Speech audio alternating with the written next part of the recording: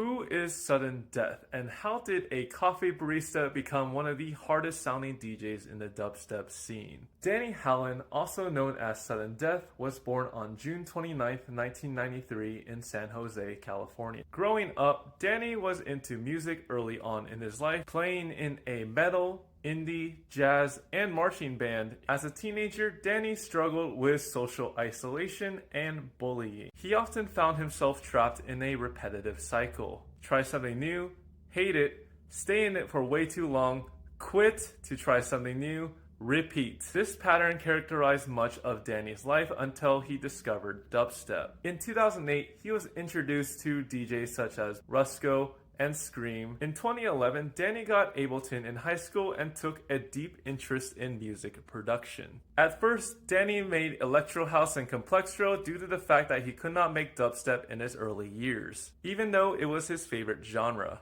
He moved to San Francisco for college but later dropped out. Danny also took computer science at community college and worked as a coffee barista and server to support himself. Danny was a fan of the harder dubstep DJs such as Fizo, Uber, Mustai, and Samplifier. Being self-taught, he realized that he needed to stand out from other dubstep DJs. One way he did this is by switching synthesizers, going from Serum and Massive into Maelstrom, and switching Ableton for Reason. But one issue he ran into was that no one was willing to listen to his music in San Francisco, and he had to make it out of the pay-to-play system that clubs often charge DJs for a song play. Danny did not like that concept, so he handed out his own CD at clubs, but nobody cared, save for one person. That person who came up to Danny and showed interest was none other than Somnium Sound, who you might know as YVM3. Somnium Sound really enjoyed Danny's CD, and the two hit off a friendship.